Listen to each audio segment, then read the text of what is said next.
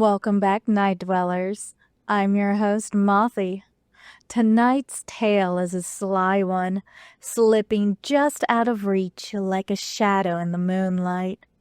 It's a story of allure, temptation, and the kind of mystery that keeps you guessing. Let's not get ahead of ourselves. After all, some things are better revealed in their own time. You're about to hear Golden Illusion. Stay sharp and enjoy the chase. Tune in close, dim the light, simple dark tales late at night. The night had a pulse of its own, throbbing with possibilities and unspoken promises. He could not believe his luck when she agreed to come home with him. Her golden hair shimmered under the dim glow of the street lights, each strand catching the light like threads of spun metal. There was something magnetic about her, something that made his skin prickle with anticipation and unease in equal measure.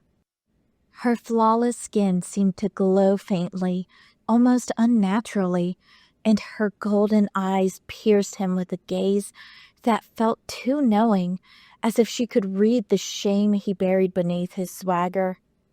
Yet he followed her willingly, drawn in by as much of her enigmatic smile as by the soft scent of wildflowers that lingered faintly around her, delicate but sharp like freshly cut stems. Inside, his apartment was a study in neglected ambition.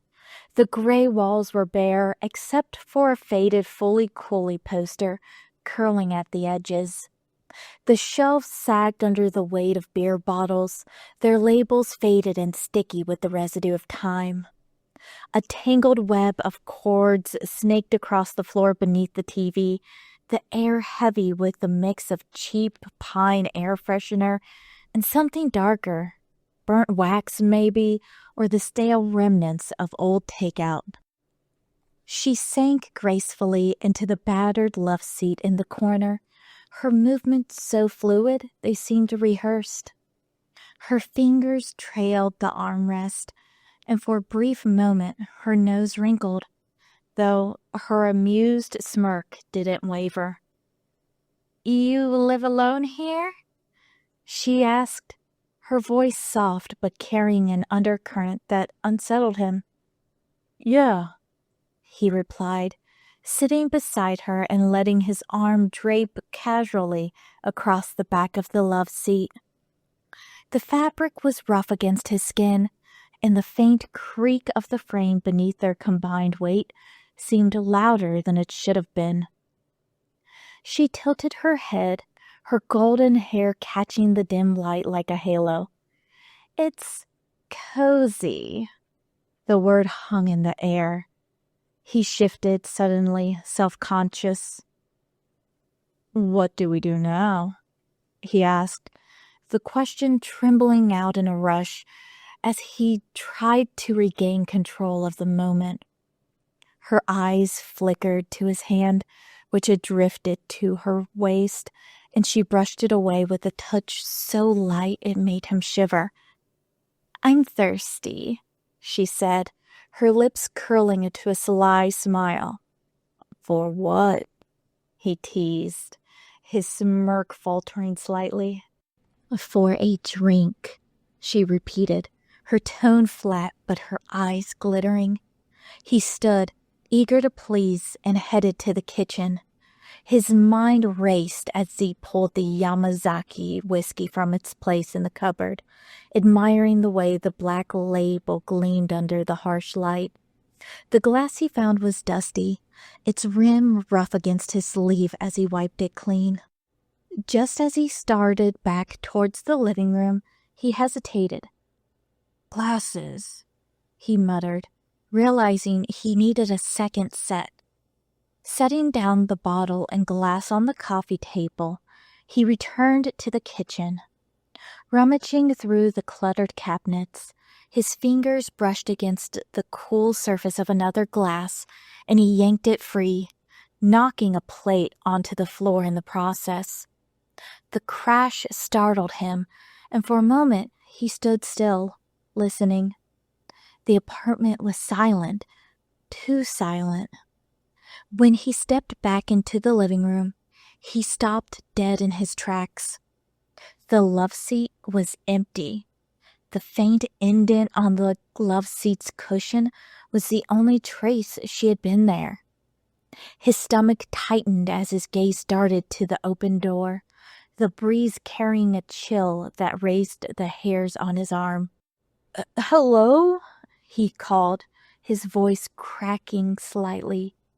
The street outside was eerily still, save for the flickering streetlight across the way. He stepped closer, squinting into the darkness, and that's when he saw it. At first, he thought it was her.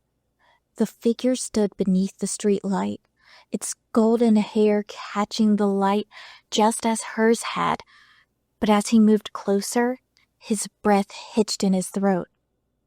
It wasn't her.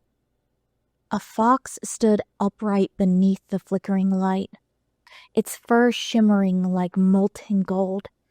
In its delicate paws, it clutched his whiskey bottle, the amber liquid glinting as it tipped the bottle into its mouth. 3 bushy tails swayed lazily behind it, their movements almost hypnotic. His phone slipped from his fingers, hitting the ground with a sharp crack. The sound made the creature pause mid-sip. The fox's head turned slowly toward him, its face strangely human in its expression.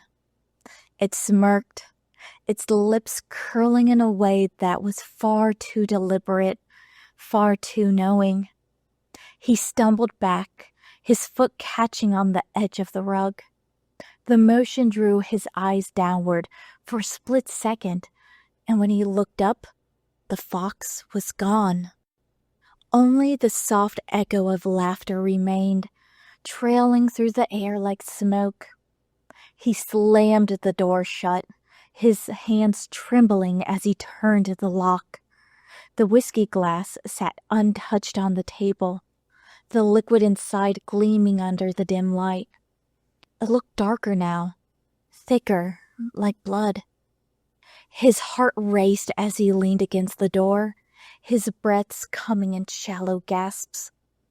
The wildflower scent still lingered faintly, mocking him with its sweetness. And then he saw it. The glass wasn't empty at all. Swirling within was an image. Her face, smiling, her amber eyes glowing faintly. And as he stared, a memory clawed its way to the surface. Her laughter, soft and teasing, echoed through his mind, but it wasn't from tonight. It was older, sharper, like a blade dragging across his thoughts. He remembered her face, not from the bar, but from a vivid childhood nightmare. A woman with golden hair, her sly smile promising something he couldn't understand at the time. "You invited me in," her voice said again, soft and relentless. The whiskey glass tipped in his trembling hand, spilling the dark liquid across the table. As it spread, it began to shimmer, forming a familiar shape. 3 tails swaying lazily in the reflection, their golden fur catching the light like strands of silk. He had invited her in, and she had come to collect. That concludes today's episode. Join us next week for another spine-tingling tale here on Simple Dark Stories. If you enjoyed this and would like to help out, please give us 5 stars and let us know what haunts your dreams. Until next time, bye-bye.